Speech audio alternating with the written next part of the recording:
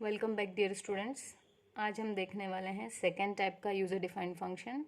इससे पहले वाले वीडियो लेक्चर में हमने देखा था वॉइड टाइप विदाउट आर्ग्यूमेंट। यदि कोई यूज़र डिफाइंड फंक्शन बनाना है तो हम उसे कैसे बनाएंगे। आज हम बात कर रहे हैं कि रिटर्न टाइप हमारा वॉइड है, लेकिन हमें आर्ग्यूमेंट्स भेजनी है किसी फंक्शन में, तो हम उसको कैसे बनाएंगे और क्या होगा, उसमें एग्जीक्यूशन कैसे होगा।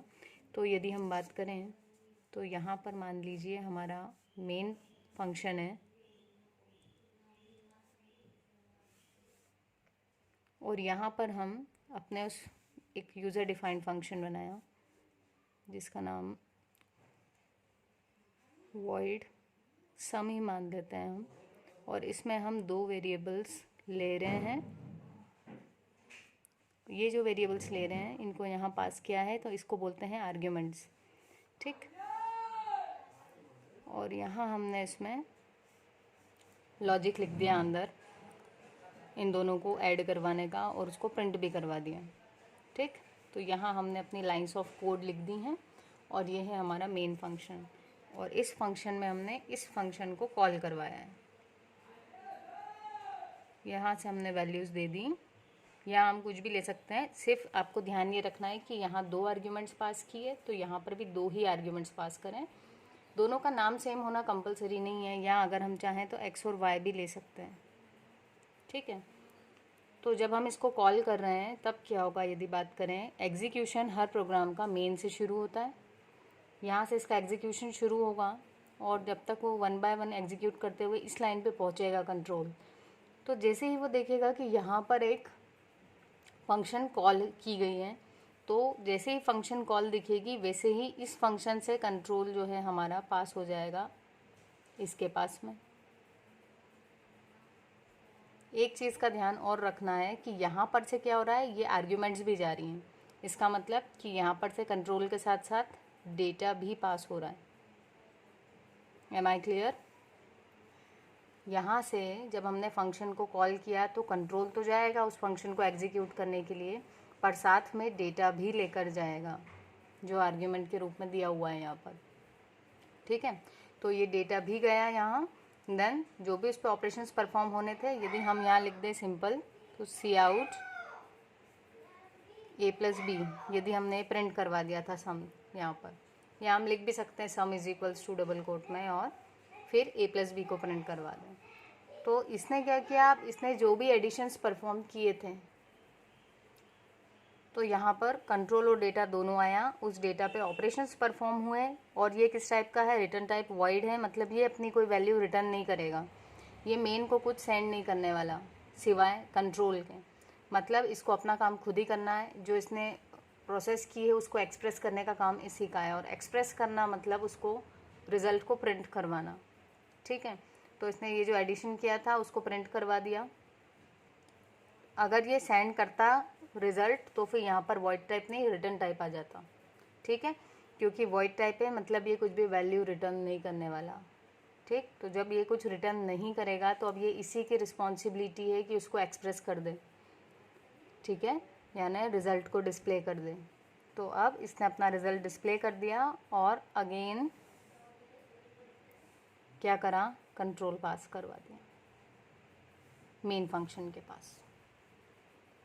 तो मुझे लगता है आपको यहाँ तक समझ में आया होगा। अब यदि हम डिस्कस करें इसके प्रोग्राम के बारे में, तो हम प्रोग्राम बना लेते हैं।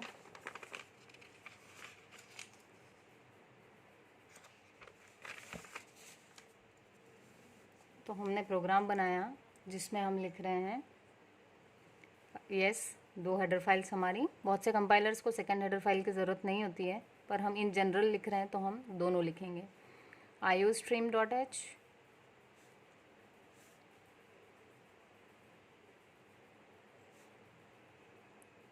conio.h।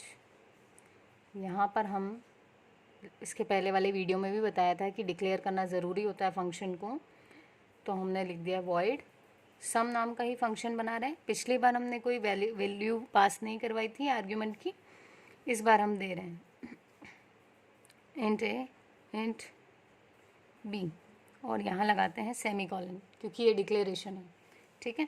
और इसके बाद शुरू किया हमने अपना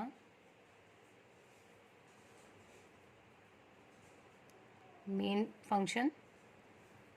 अब देखिए, क्योंकि ए और बी की वैल्यू मेन से पास करना है, इसका मतलब ये मेन का टास्क है कि वो क्या करे, दो वेरिएबल्स को रीड करें, ठीक है। और यहाँ ज़रूरी नहीं कि हम ए और बी ही लें, एक्स वाई भी ले सकते हैं या चाहें तो ए बी भी ले सकते हैं, बट कंपल्शन कुछ नहीं है, ठीक है।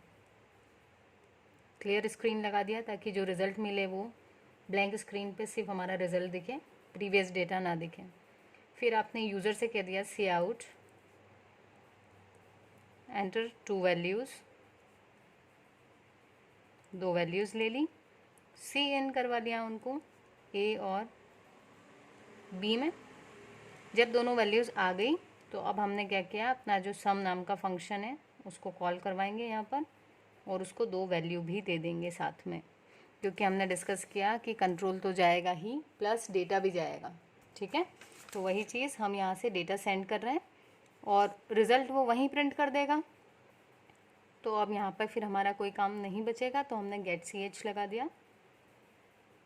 अब यदि हम इसका फंक्शन बनाएं,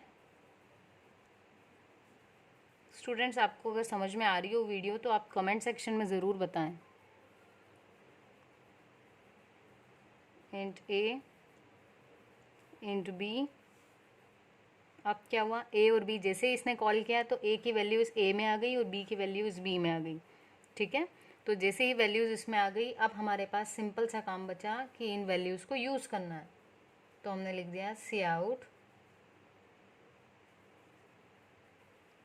सम is equals to A plus B. ये बन गया हमारा एक कंप्लीट प्रोग्राम। तो एक बार फिर डिस्कस कर लेते हैं in short. Void type with argument, क्योंकि ये वॉइड टाइप का है इसलिए यहाँ से वैल्यू रिटर्न कुछ भी नहीं होगी। जब कोई वैल्यू ये रिटर्न नहीं करेगा तो ये इसी की रिस्पॉन्सिबिलिटी है कि इसने जो भी कैलकुलेशन की है वो यहाँ प्रिंट करवा दें, ठीक। दूसरी चीज़ विथ आर्ग्यूमेंट है, इसका मतलब ये खुद से रीड कुछ भी नहीं करेगा, आर्ग्यूमेंट्स इसको यहाँ से पास होगी। तो हम देख लेते हैं एक बार। देखिए, ये खुद से कुछ रीड नहीं कर रहा है, मतलब ये काम किसके पास आ गया है, हमारा मेन फंक्शन के पास। इसलिए ये जो रीड का काम है ये यहाँ पर मेन फंक्शन ने परफॉर्म किया, दो वैल्यूज़ रीड करवाई और यहाँ से पास करवा ली। जैसे ही इस पर कंट्रोल आएगा तो कंट्रोल सीधा आ जाएगा हमारे इस फंक्शन के पास, और इस फंक्शन में अगेन इसने ये जैसे ही ब्लॉक में एंट्री ली, ये चीज़ एग्जीक्यूट हुई, ब्लॉक क्लोजिंग कर्ली ब्रैकेट मिला, दैट मीन्स एग्जिट करना है अब इसको, ठीक है। तो सक्सेसफुल एग्जिट हो जाएगी यहाँ पर। तो इसका टास्क यहाँ पर फिनिश, और कहाँ पर आ गए हम वापस इसके नेक्स्ट वाली लाइन पर, that is get C H. तो गेट सी एच हमारी स्क्रीन होल्ड कर देगा और हमें आउटपुट प्रिंट हो जाएगा, ठीक। और जैसे आप कोई की प्रेस करेंगे मेन फंक्शन से भी एग्जिट हो जाएगा। सो आई थिंक आपको ये भी समझ में आया होगा। थर्ड टाइप का जो यूज़र डिफाइंड फंक्शन होता है वो हम नेक्स्ट वीडियो में देखेंगे। Thank you. अगर अभी भी सब्सक्राइब नहीं किया है चैनल तो please do subscribe the channel.